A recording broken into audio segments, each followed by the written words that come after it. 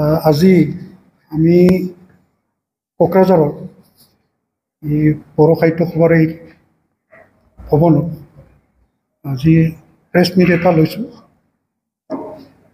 BTR coordination কমিটিয়ে আৰু CC2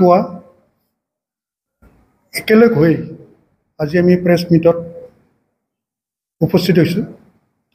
আজি প্ৰেছ মিট দিয়াৰ কথাটো হ'ল যে যোৱা ছেপ্টেম্বৰৰ 9-10 তাৰিখত দক্ষিণ কামৰূপৰ সোণাপুৰ অঞ্চলত অসম চৰকাৰৰ দ্বাৰা ট্ৰাইবেল বেল এণ্ড ব্লকৰ পৰা বেদখলকাৰীক উচ্ছেদ কৰিছে। এই উচ্ছেদ কাৰ্যৰ আমি জনজাতিসকল আনন্দিত হৈছোঁ, কাৰণ অসমৰ মুঠ 47টা বেল এণ্ড ব্লক আছে। আৰু বেল ব্লকবিলাকত বহিৰাগত, বাংলাদেশী, সন্দেহযুক্ত বিভিন্ন ধৰণৰ নাগৰিকে এই 47টা বেল এণ্ড ব্লকত বসবাস কৰি আহিছে, বেদখলি চলাই আছে। গতিকে এই বেদখলৰ জৰিয়তে আজি জনজাতীয়সকল অসুৰক্ষিত হৈ আহিছে।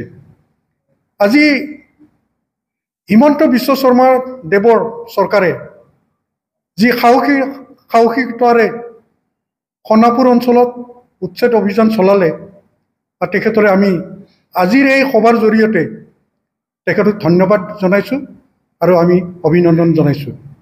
তেখেতে যাতে আমাৰ 47টা অন্যান্য যি বেল এণ্ড ব্লক আছে, এই বেল এণ্ড ব্লকৰ প্ৰতিও তেখেতে নজৰ দিয়ে আৰু ইয়াৰ বেদখলীসকলক উচ্ছেদ কৰি আমাৰ জনজাতীয়সকলৰ সুৰক্ষা যাতে প্ৰদান কৰে, তাৰ বাবে আমি সদায় আশাবাদী।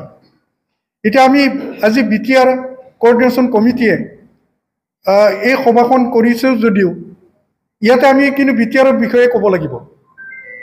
BTRত মুঠতে 19টা ট্ৰাইবেল বেল এণ্ড ব্লক আছে।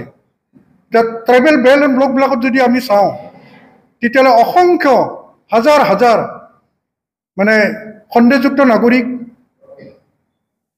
বহিৰাগত, এইবিলাকে ট্ৰাইবেল বেল এণ্ড ব্লক মাটি দখল কৰি আছে। জনজাতিসকলত প্ৰাপ্য আৰ্থ সামাজিক, ৰাজনৈতিক এইবিলাকত প্ৰভাৱ পেলাইছে। এই মানুহখিনিয়ে আমাৰ বেল এণ্ড ব্লকত থকাৰ উপৰিও সংখ্যাগৰিষ্ঠতালৈ পৰিণত হৈছে আৰু সংখ্যাগৰিষ্ঠতা হোৱাৰ লগে লগে ৰাজনৈতিকভাৱে চৰকাৰ গঠনত বা অন্যান্য কামত তেওঁলোকৰ সহযোগিতা, তেওঁলোকৰ প্ৰবলতা এইবিলাক প্ৰদৰ্শন কৰিব পৰা দেখা গৈছে, যাৰ ফলত ইয়াৰ জনজাতীয়সকল আমি মানে অসুৰক্ষিত হৈ এতিয়া আমি নিজে দাবী বা চৰকাৰৰ ওচৰত দাবী কৰিব লগা হৈছে যে আমাক ৰক্ষা কৰক। গতিকে আমি দাবী কৰোঁ যে এই মানে বেল এণ্ড ব্লকবিলাকত বিশেষকৈ যিবিলাকে অবৈধভাৱে বেদখল কৰি আছে, তেখেতসকলক অতি সোনকালে বেদখল মুক্ত কৰিব লাগে।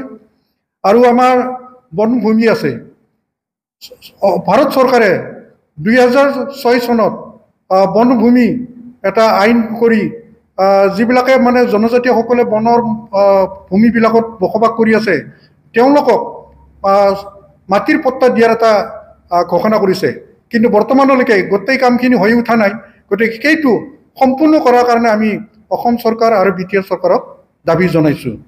লগতে আমি দেখিছোঁ যে মানে ট্ৰাইবেল বেল এণ্ড ব্লকবিলাকত জনজাতীয়সকল সঁচাকৈ অতি সহজ সৰল মানুহ, আৰু এই সহজ সৰলৰ সুবিধা লৈ চিঠা নামজাৰিৰে ট্ৰাইবেলবিলাকৰ মাটিবিলাক অজনজাতিলৈ অসুৰক্ষিত মানে অসংৰক্ষিত নাগৰিকসকলে মানে হস্তান্তৰণ কৰিছে, নামজাৰি কৰি লৈছে। গতিকে আমি BTR চৰকাৰলৈ মানে সজোৰে দাবী জনাইছোঁ যে এই চিঠা নামজাৰিৰে যি অজনজাতিলৈ কৰিছে, এইটো অতি সোনকালে বাতিল কৰিব লাগে। কাৰণ যদি সেইটো নকৰে তেতিয়াহ'লে জনজাতীয়সকল কেতিয়াও সুৰক্ষিত হ'ব নোৱাৰে। এতিয়া জনজাতিসকলে মাটি নিজৰ নামত পট্টা কৰি ল'ব নাজানে। যিবিলাক মাটি আমি দখল কৰি আছোঁ, সেই মাটিখিনি আমাৰ পৈতৃক সম্পত্তি বুলি আমি দাবী কৰি আহিছোঁ বা ভোগ কৰি আহিছোঁ।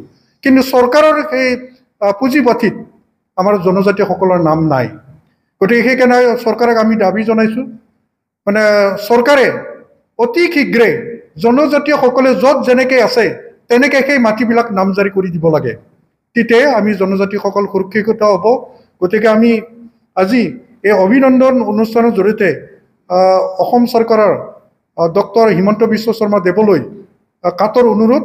গতিকে আমাৰ BTRৰ যি 19টা ট্ৰাইবেল বেলেন্স ব্লক আছে, সেই ট্ৰাইবেল বেলেন্স ব্লকবিলাকৰ পৰা বেদখলী মুক্ত কৰিব লাগে আৰু জনজাতিসকলৰ মাটি সুৰক্ষিত কৰিব লাগে আৰু জনজাতীয়সকলক মানে আগুৱাই যোৱাত সহায় কৰিব লাগে।